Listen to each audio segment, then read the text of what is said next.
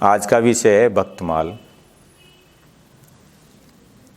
भक्तमाल का तात्पर्य यह है भक्तों की एक माला बना देना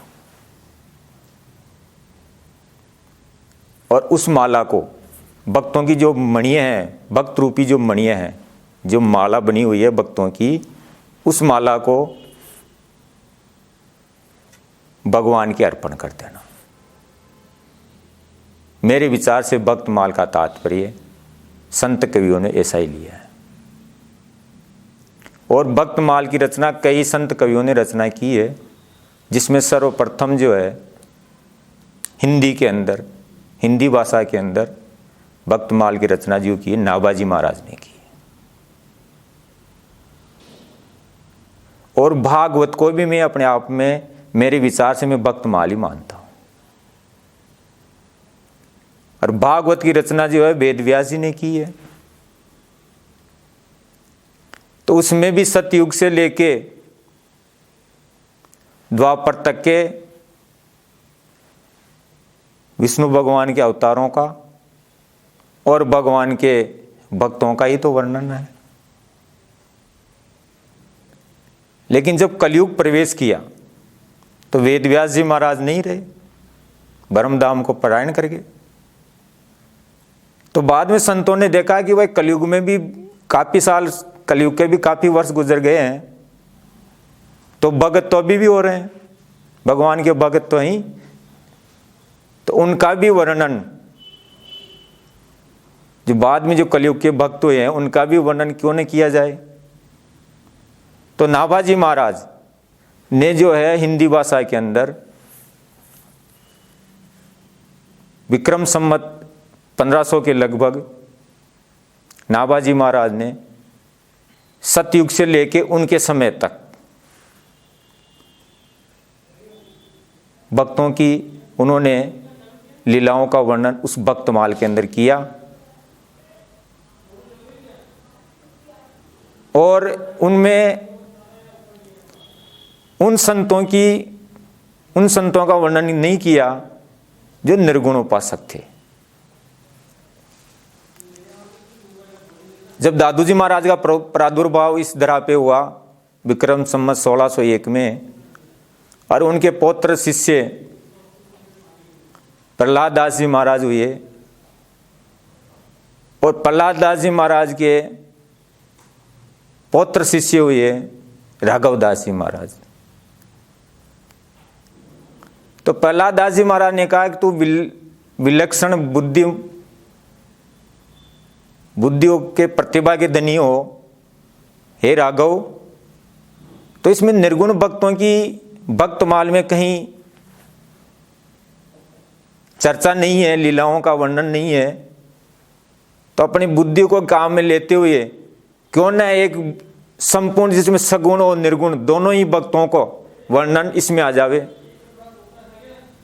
तो राघव दास जी महाराज ने कहा कि आपका अगर आशीर्वाद हो तो मैं भी इस भक्तमाल का वर्णन कर सकता हूं, तो ऐसी मेरे को दिव्य दृष्टि दीजिए आप। प्रहलाद दास जी महाराज ने उनको दिव्य दृष्टि दी, अब आशीर्वाद दिया। और जो राघव दास जी महाराज कृत जो भक्तमाल है उसके अंदर लगभग 1800 भक्तों की कथा है, जिसमें सगुण और निर्गुण दोनों ही भक्तों की, यहाँ तक कि सूफी भक्तों की भी लीलाओं का उसमें वर्णन है। और इस भक्तमाल से क्या होता है, इसको पढ़ने से भक्ति प्रतिष्ठित हो जाती है। जैसे सर्वप्रथम हम शास्त्रों में देखें और चिंतन करें तो इस भूमंडल के ऊपर, इस ब्रह्मांड के अंदर अगर भक्ति की प्रतिष्ठा करते हैं तो नारद मुनि करते हैं सर्वप्रथम।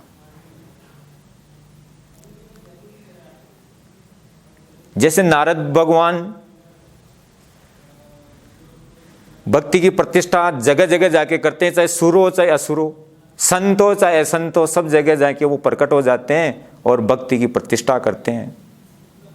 उसी तरह भागवत भी एक ऐसा ही ग्रंथ है जो जीव के हृदय के अंदर भक्ति प्रतिष्ठित कर देता है, और वो जीव जो है अपने कल्याण के लिए भगवान की शरण हो जाता है। इसी तरह भक्तमाल भी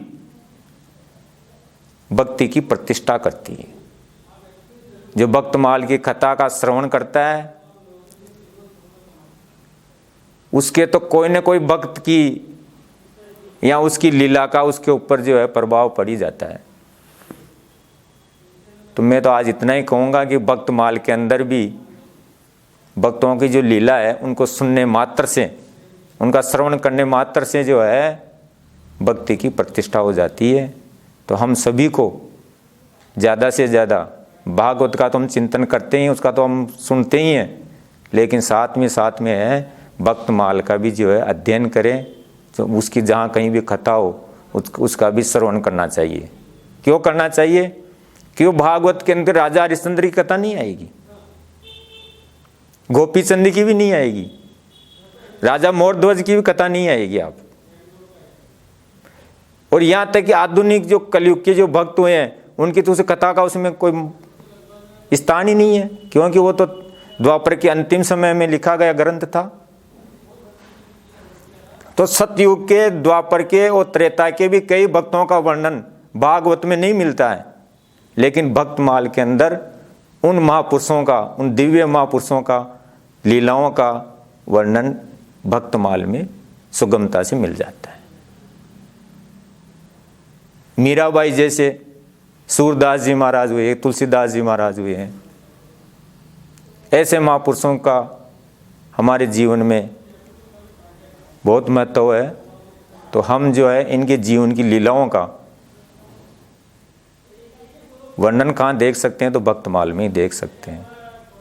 मैं इतना ही कहकर अपने शब्दों को यहीं विराम देता हूँ।